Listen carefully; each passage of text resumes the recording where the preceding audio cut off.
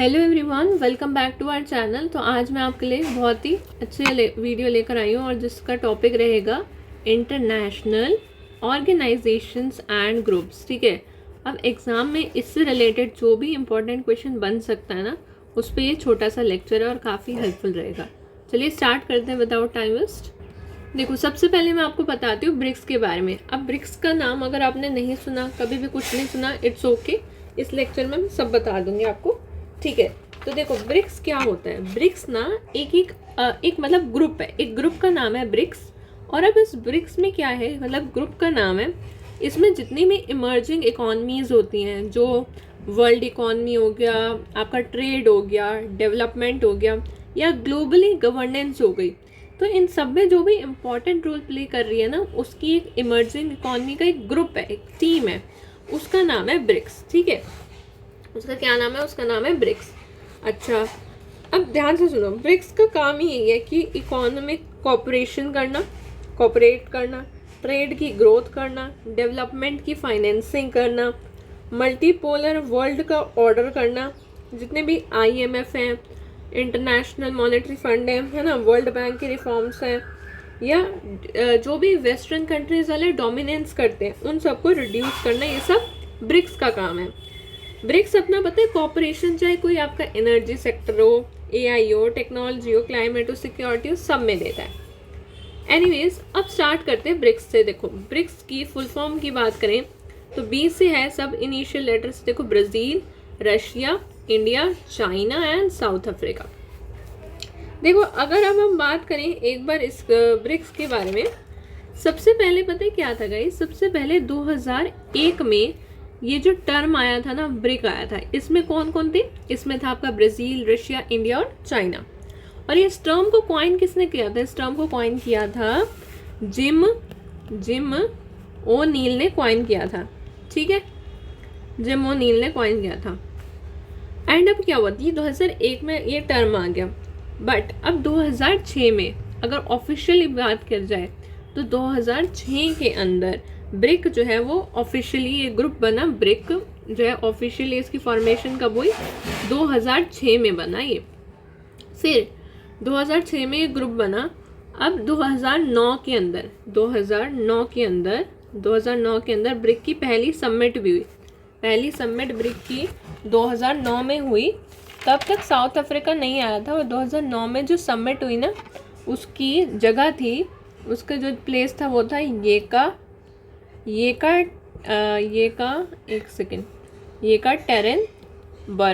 टेरनबर्ग इसकी प्लेस का नाम है।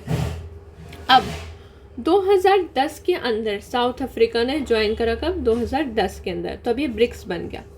तो सिर्फ ब्रिक की जो पहली समिट थी उस अकॉर्डिंग 2009 आंसर आएगा। और अब अगर आया आप पे कि ब्रिक्स की पहली समिट कब हुई, तो ये हुई आपकी गाइस 2011 के अंदर, और प्लेस है सान्या। ठीक है, एस फॉर साउथ अफ्रीका आ गया, अब जगह का नाम है सान्या। ओके, अब कुछ बात कर लेते हैं कि रिसेंटली भी कुछ ब्रिक्स की समिट हुई हैं। तो उसमें जो है हमारा समिट हुई, जैसे 2023 में हुई, 2023 में समिट हुई ब्रिक्स की, 2023 में समिट हुई ब्रिक्स की। ठीक है, और वो कहाँ पर हुई, वो होस्ट कराई साउथ अफ्रीका ने। कहाँ पर कराई, सिटी का जो नाम है, सिटी का नाम क्या है, जोहानिसबर्ग में ये जो है सिटी थी। इसका पर्पस क्या था, पर्पस ये था कि जो भाई ब्रिक्स को चलो हम एक्सपेंशन करते हैं, तो उस एक्सपेंशन को सिर्फ इन्होंने अनाउंस किया। साउथ अफ्रीका ने बोला चलो जिस हिसाब से तुमने मुझे ऐड किया है 2010 में, क्यों ना हम और एक्सपैंड करते हैं और लोगों को भी चांस देते हैं। ठीक है, तो ये 2023 में हुई साउथ अफ्रीका के जोहानिसबर्ग में। अब फिर 2024 की ऐसे समिट हुई, वो हुई आपकी रशिया के अंदर, और रशिया में जो सिटी थी उसका नाम है कजान। क्या है, कजान। अब ये इसमें इन्होंने कौन कौन से मेंबर्स अब आए हैं, देखो ब्रिक्स की एक्सपेंशन के बाद कौन कौन से मेंबर्स आए हैं। एक तो आया है ई से इजिप्ट, एक आया है यूथोपिया, इजिप्ट हो गया, यूथोपिया हो गया, यूएई की फुल फॉर्म पता है ना, United Arab Emirates. Okay, very good. And आया हमारा ईरान, एक और भी है सऊदी अरेबिया, ठीक है। सऊदी अरेबिया लास्ट में आया। मेन तो मेजरली जो है ये 4 हैं। कौन कौन से? ये इजिप्ट हो गया, यूथोपिया हो गया, यूएई हो गया और ईरान हो गया अपना, ठीक है, क्लियर है। अब क्या बात आती है न्यू डेवलपमेंट बैंक की, एनडीबी। तो एनडीबी को ही कहते हैं ब्रिक्स बैंक। तो जो ब्रिक्स का बैंक है ना, उसी का जो रियल नाम है वो है न्यू डेवलपमेंट बैंक। बेसिकली इस बैंक का पर्पस क्या था? इस बैंक का जो पर्पस था वो था कि चलो ब्रिक्स वाले इतना सब कर रहे हैं, मैंने आपको ब्रिक्स का वो बताया कि इकोनॉमिक कॉपरेशन वगैरह वगैरह। तो इसका जो काम है वो था कि इंफ्रास्ट्रक्चर को फाइनेंस कौन करेगा, तो कोई भी काम की फाइनेंसिंग के लिए बैंक तो चाहिए होता है। तो ये ब्रिक्स का बैंक जो है इंफ्रास्ट्रक्चर फाइनेंसिंग के लिए बना। एंड जितने भी आपके सस्टेनेबल डेवलपमेंट प्रोजेक्ट्स होते हैं उसमें भी ये एनडीबी काम आता है, ठीक है। तो ये इस्टेब्लिश्ड कब हुआ? अब जैसे ब्रिक्स की जो सिर्फ ब्रिक की पहली समिट कब हुई थी? देखो, ब्रिक टर्म कब आया था? 2001 में। ब्रिक बना कब? 2006 में। ब्रिक की पहली समिट कब हुई? 2009 में। बट अब ब्रिक्स की बात करें तो ब्रिक्स पूरा ये बना, ब्रिक्स पूरा अगर देखा जाए साउथ अफ्रीका ज्वाइन होने के बाद 2010 में बना। फिर 2011 में इसकी पहली समिट हुई, कहाँ पर? सान्या में, जब साउथ अफ्रीका आ गया था। और 2011 में पहली समिट हुई ब्रिक्स की अगर देखा जाए। और फिर 2014 में एक और समिट हुई, जो वो हुई थी हमारी कहाँ पर? वो हुई थी फोर्टालेज़ा में। और उसमें उस 2014 की समिट में इन लोगों ने डिसाइड किया कि एक बैंक भी होना चाहिए, ठीक है, एक भी न्यू डेवलपमेंट बैंक भी होना चाहिए। और जो ऑफिशियली इसका ऑपरेशनल इन्होंने किया ऑफिशियली, ये तो अभी डिसाइड हुआ फोर्टालेज़ा में समिट के अंदर। फिर ऑफिशियली जो एनडीबी बैंक स्टार्ट हुआ वो हुआ 2015 के अंदर। कब हुआ? 2015 के अंदर। अब इसके हेडक्वार्टर कहाँ है? तो इसके हेडक्वार्टर की बात की जाए तो इसके हेडक्वार्टर है शंघाई, चाइना के अंदर। कहाँ पर है? शंघाई, चाइना के अंदर है। ऑथराइज्ड कैपिटल की बात करें तो 100 बिलियन यूएसडी हैं।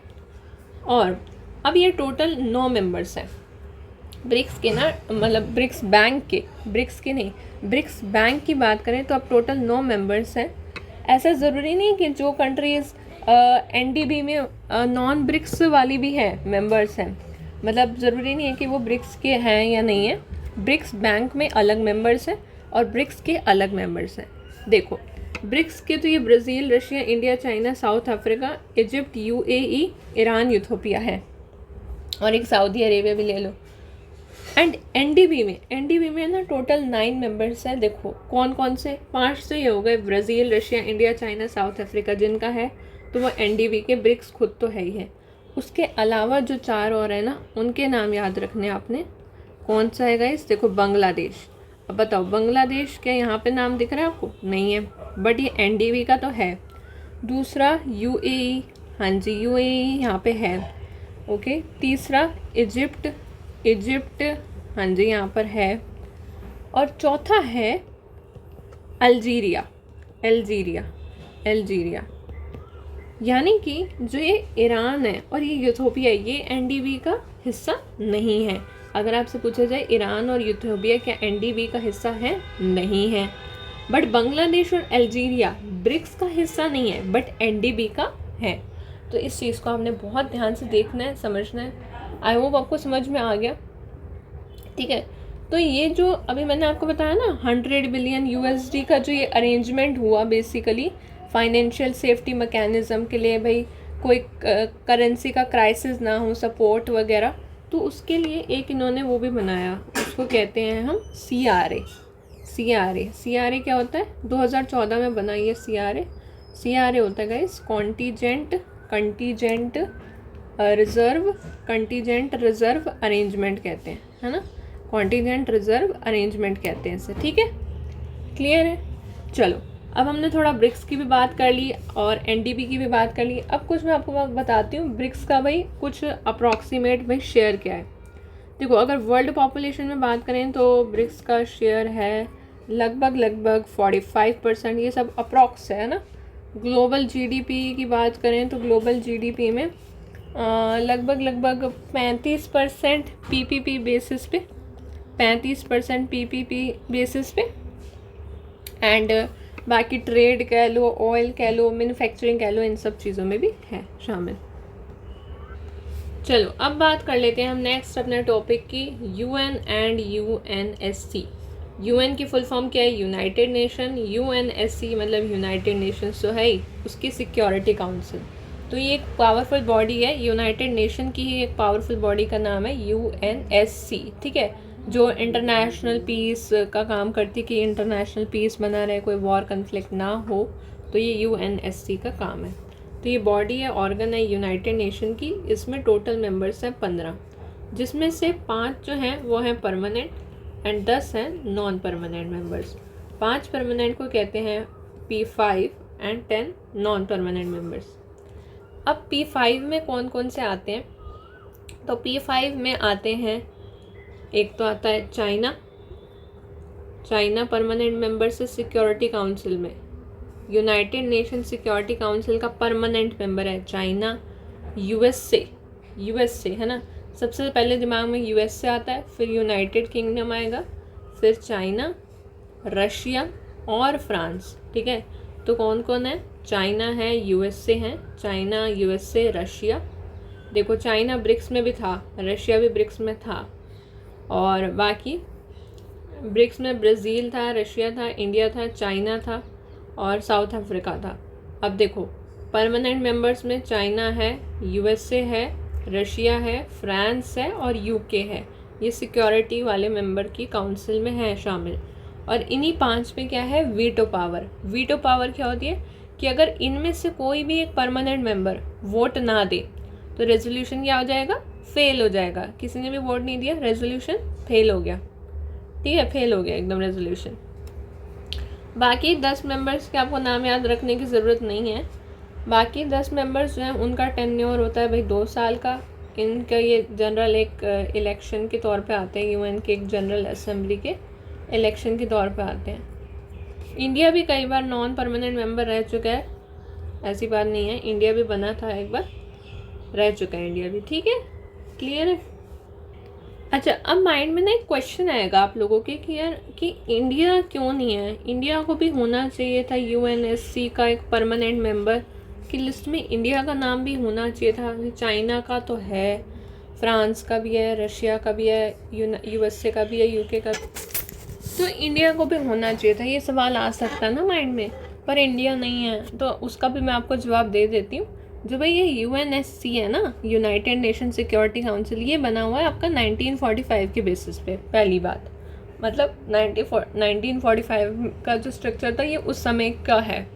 और अब उस समय जो हमारी इंडिया तो आज़ाद हुई है कब? 1947 में। तो यार जो कंट्री खुद ही आज़ाद नहीं है उसको आप कैसे पार्ट बना सकते हो यूएनएससी का?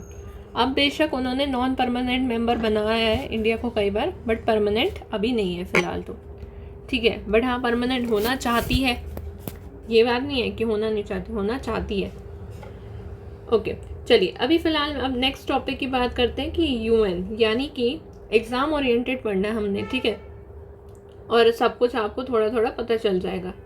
तो देखो यूनाइटेड नेशन की कुछ ऑफिशियल लैंग्वेजेस होती हैं, कितनी होती हैं? 6 होती है टोटल। कितनी होती है बच्चे? 6 होती है यूनाइटेड नेशन की ऑफिशियल लैंग्वेज। आपसे पूछ सकता है अब ये यूनाइटेड नेशन का हेड क्वार्टर कहाँ है, ये भी पूछ सकता है।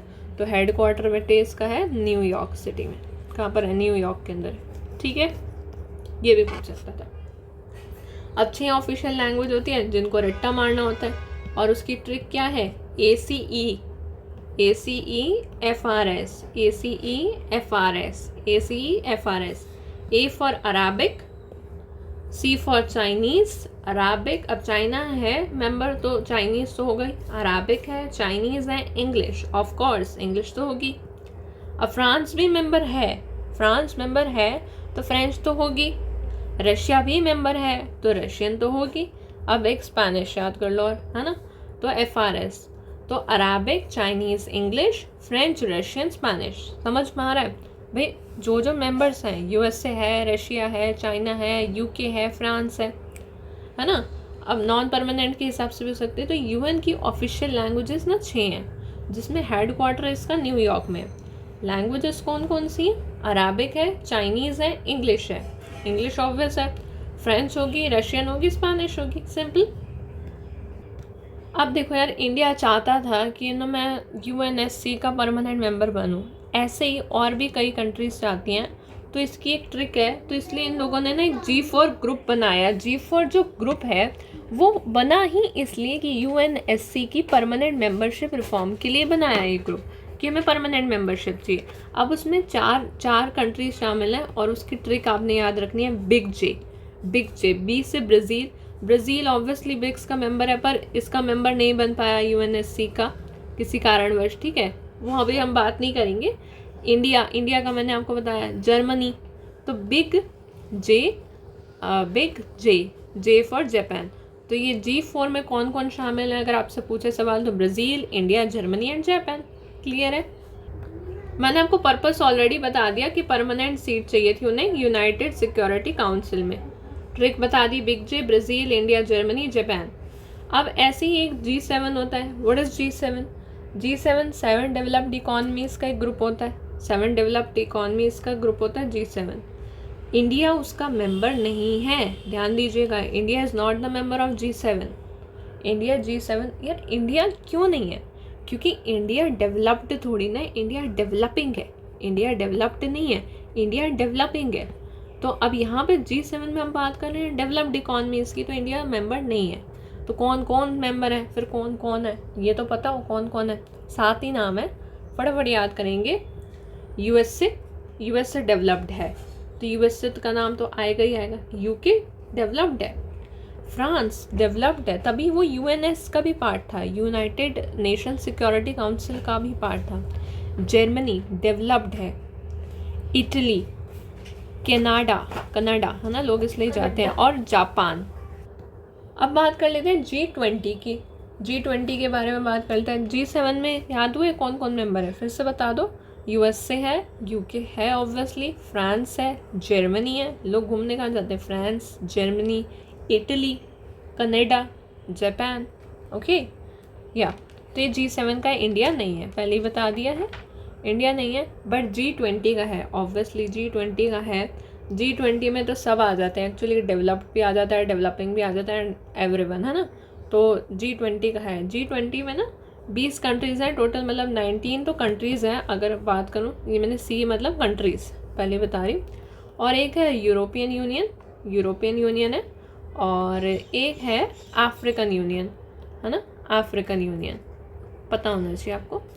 और 2023 में समिट होस्ट हुआ था, इंडिया ने करा था G20 समिट 2023 के अंदर हुआ था, और होस्ट सिटी क्या थी, न्यू दिल्ली। आ जाओ, अब कुछ इंडिया की नेबरिंग कंट्रीज़ की भी बात कर लेते हैं। ये लेक्चर आपको काफ़ी काम करेगा एग्जाम पॉइंट ऑफ व्यू से, तो ध्यान से सुनिएगा। छोटा सा ही बना रही हूँ लेक्चर, बट काम का बहुत है, एक एक पॉइंट एग्जाम में पूछा हुआ है। चलो अब बताओ, इंडिया की नेबरिंग कंट्रीज़ में नहीं पता होंगी कईयों को, तो देखो भाई कौन कौन सी है।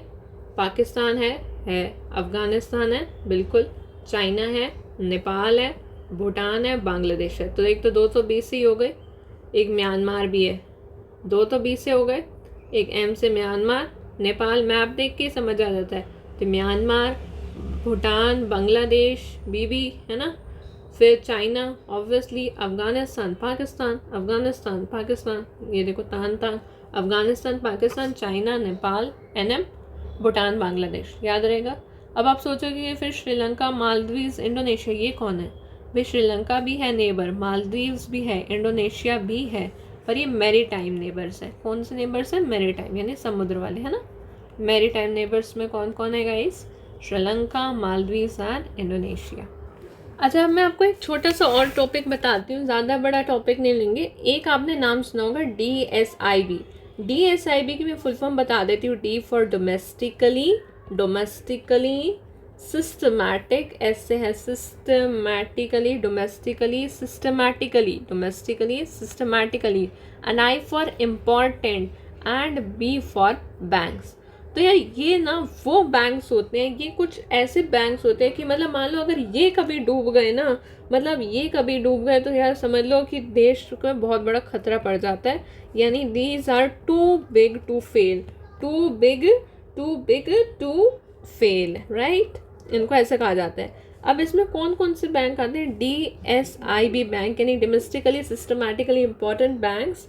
इनका जैसे आप पूछो कि RBI क्या इसमें आता है? नहीं, RBI क्या है ना यार, RBI जो है वो एक रेगुलेटर है, वो इन तरह के बैंक्स को आइडेंटिफाई करता है। इसमें 3 बैंक्स आते हैं, उनके नाम एक बार सुन लो फटाफट से।